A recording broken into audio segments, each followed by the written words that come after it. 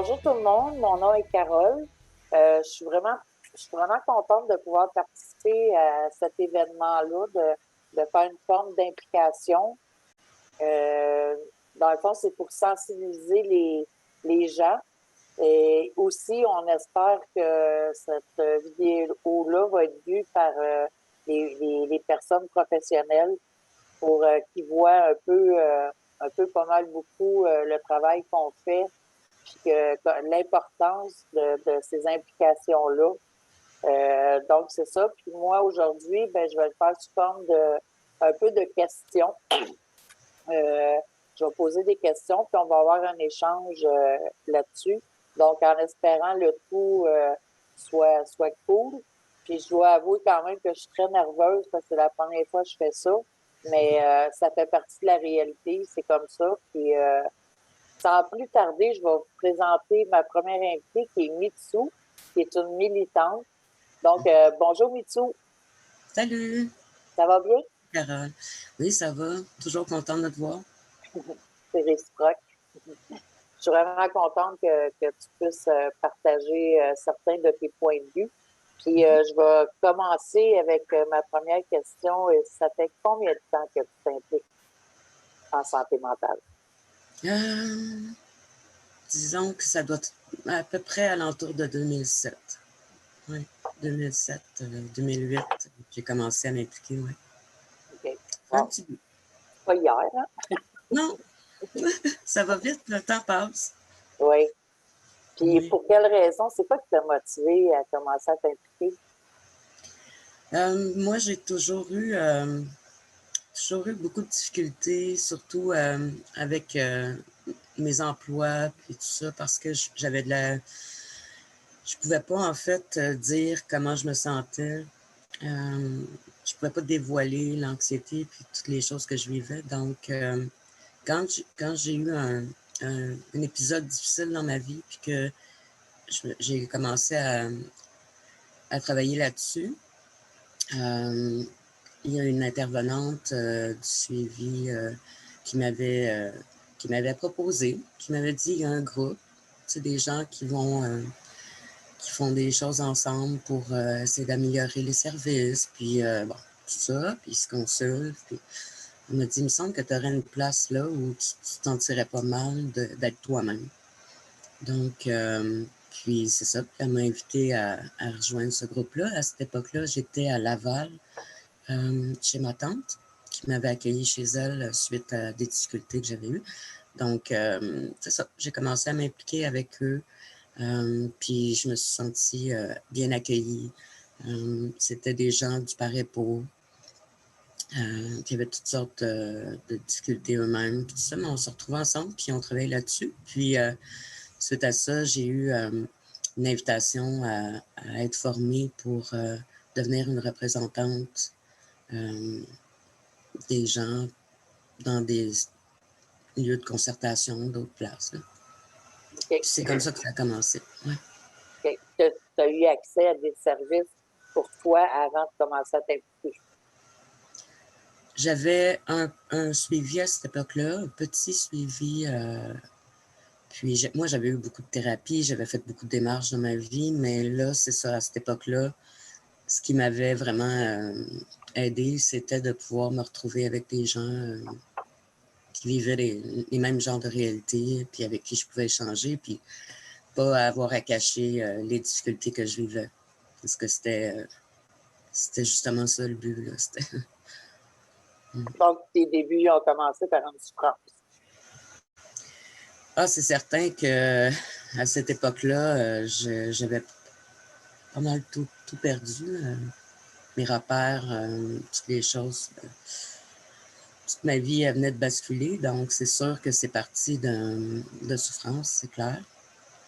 Mais aussi d'un besoin que ça soit plus grand que moi, que, que je sois pas, que ce que j'ai vécu soit pas en vain, que je puisse partager avec d'autres, puis peut-être justement que ça puisse, que ce soit pas juste moi personnellement qui vit les choses, mais on partage en groupe. Ça pour moi, ça a été important de pouvoir me retrouver avec des gens qui m'accueillaient comme j'étais. Il n'y avait pas seulement la souffrance, on peut apporter aussi quelque chose. C'est ça que j'ai aimé dans l'idée.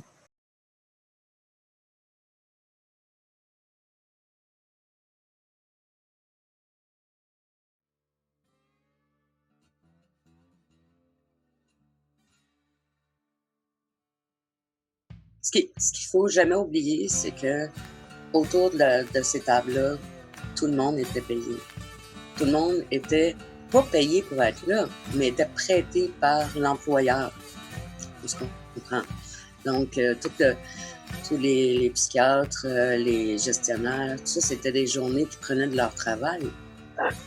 Donc, l'idée, c'est pas que tout le monde soit payé autour de la table, c'est l'idée que, faut pas oublier que si on est interpellé pour notre savoir expérientiel, nos idées, ce qu'on ramène d'un groupe, tout le travail qui a été fait avant, nous, c'est des heures avant de préparation, c'est des heures pendant, c'est des heures après. Je veux pas décourager les gens là, de participer à des événements comme ça, c'est pas ça mon but, mais il faut s'attendre à être bien soutenu, à avoir une place où ventiler, avoir un soutien avant, pendant, après. Parce que être autonome, ça veut pas dire être seul. Être soutenu, ça veut pas dire être pris en charge. Donc, tout qu'on n'avait pas les moyens d'aller chercher d'autres personnes pour renflouer, embarquer d'autres gens dans les groupes, tout ça, on n'avait pas cette énergie-là, ni les moyens de se rassembler, de faire beaucoup de consultations, on en faisait, mais c'était toujours beaucoup sur les épaules des mêmes personnes en général, parce que, bon, quand on commence à être plus à l'aise pour s'exprimer en groupe ou être capable de comprendre, puis des fois, il y a un jargon hein, quand on est en santé, dans le réseau, il y a toutes sortes de choses qu'on apprend. Hein. Puis, quelqu'un qui vient juste d'arriver, peut-être se sent pas capable ou en tout cas outillé pour aller représenter. Donc, ça devenait beaucoup de travail sur les mêmes personnes de représentation. Et mieux on s'exprime, plus on est en demande. Donc, c'est ça. Je dirais aux gens de faire attention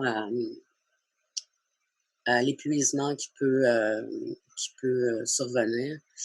Puis aussi à continuer à revendiquer que c'est pas qu'il pourrait avoir un meilleur soutien.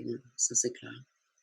Ouais, je me souviens aussi, quand on était à la table aussi, c'est entouré de personnes, des gestionnaires, comme tu disais, des psychiatres, tout ça. Fait que, à quelque part, c'est aussi intimidant, là, de participer avec ces personnes-là. Puis aussi, c'est de faire valoir notre parole parce que la façon qu'ils procédaient, si tu te souviens bien, premièrement, ça avait été mal préparé. On l'a su longtemps d'avance qu'on participerait, mais les détails de la façon que ça se déroulait, cette participation-là, c'était pas clair. Puis on l'a su pas mal à la dernière minute, puis on a eu genre 3 questions, je pense, qu'il fallait répondre, mais on savait pas comment ça allait se passer. Fait que ça aussi, ça fait augmenter l'anxiété là, de notre participation, si on va apporter ce qu'il faut. Là. Puis après ça, ces questions-là, à chaque table qui avait été posée, il y avait une personne qui était déléguée pour prendre le micro puis rapporter tout ce qui avait été dit ou en gros là, de ce qui avait été dit à cette table-là. Là. Tout à fait. C'est justement ça que c'est dans les revendications qu'on a depuis longtemps, c'est surtout quand on est au réseau local de services, ces choses-là, ce qu'on avait exigé, puis qu'on a souvent eu à redemander, c'est on aimerait avoir les documents d'avance. On veut pouvoir se préparer à l'avance, surtout si on porte une parole collective. Ça peut être très intimidant. Moi, c'est parce que c'est par l'expérience d'avoir eu des bonnes expériences, justement, avec des personnes qui étaient en charge ou médecins, tout ça. J'ai eu des bonnes expériences par le passé qui font que j'ai pris ma place puis que je me suis sentie considérée à des endroits là, que j'ai été capable de prendre ma place, mais c'était quand même intimidant, c'est ça. Ouais. C'est intimidant, c'est aussi, tu te dis, est-ce que je vais dire la bonne chose? Est-ce que je vais me tromper? Est-ce que je vais oublier quelque chose? Donc, il faut passer à travers l'anxiété de performance. On n'est pas parfait, je fais ce que je peux. Mais aussi, justement, là, toute l'anxiété pas la phobie sociale, mais je veux dire, le fait de quoi je vais avoir l'air et tout. C'est beaucoup de travail, là, il fallait respirer, hein, par le ventre pour... Ben, tu as mis le doigt dessus parce que c'est ça, notre stress, c'est beaucoup par rapport à qu'est-ce qu'on va dire, ça va être correct, ça va avoir du poids, c'est-tu les bonnes affaires, puis tout ça. Fait que c'est de faire notre place au milieu de ces gens-là aussi. Puis on est tellement souvent mis de côté, puis peu ou pas écouté, puis entendu. Puis là, c'est de réussir à faire ça, là, c'est...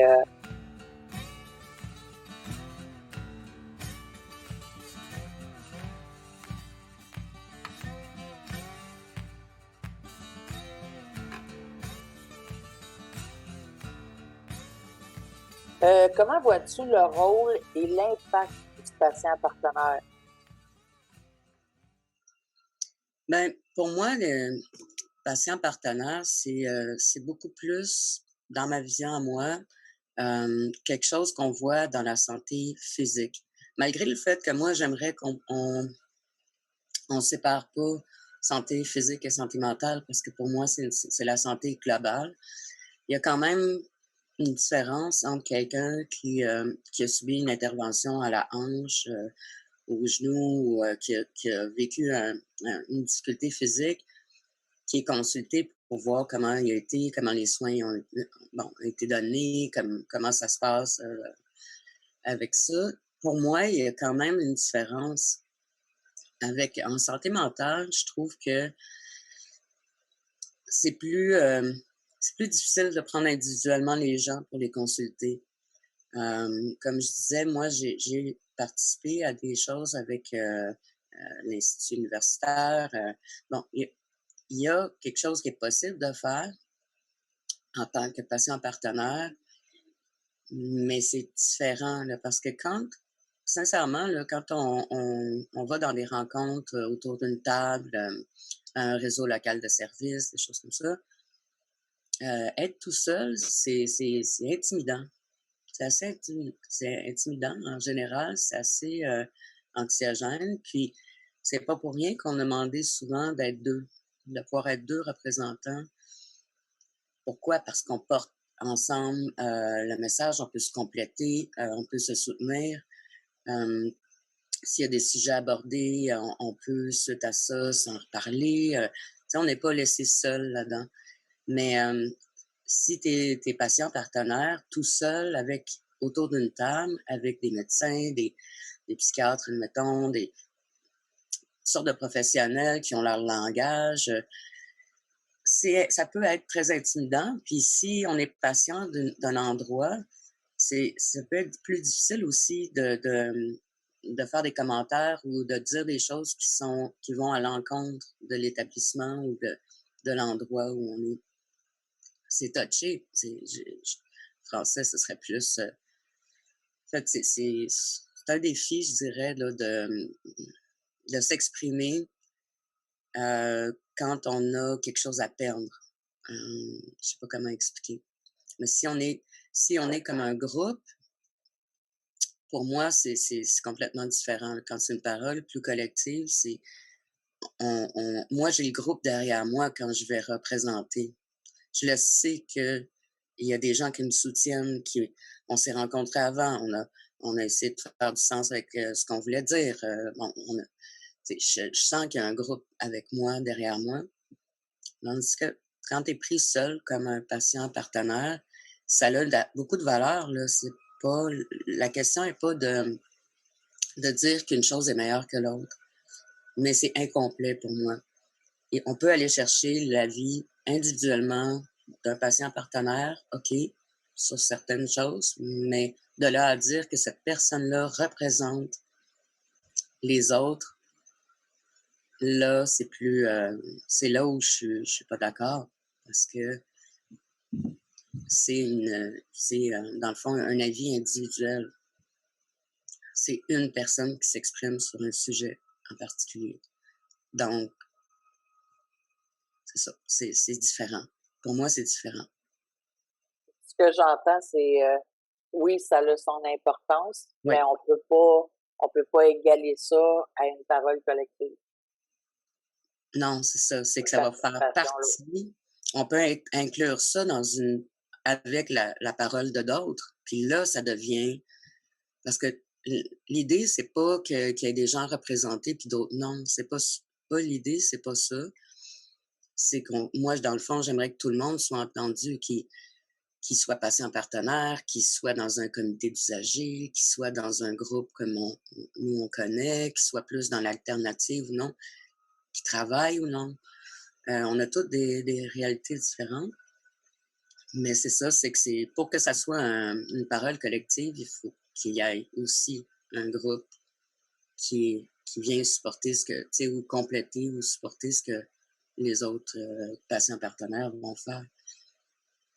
Au bout du compte, c'est sûr que toutes les participations, peu importe la forme, c'est pour un avenir, meilleure santé en santé mentale. Fait que tout compte. Puis l'important, c'est sûr que tout est important. Chaque mot compte aussi, chaque personne, chaque geste pour apporter justement du meilleur à notre confort.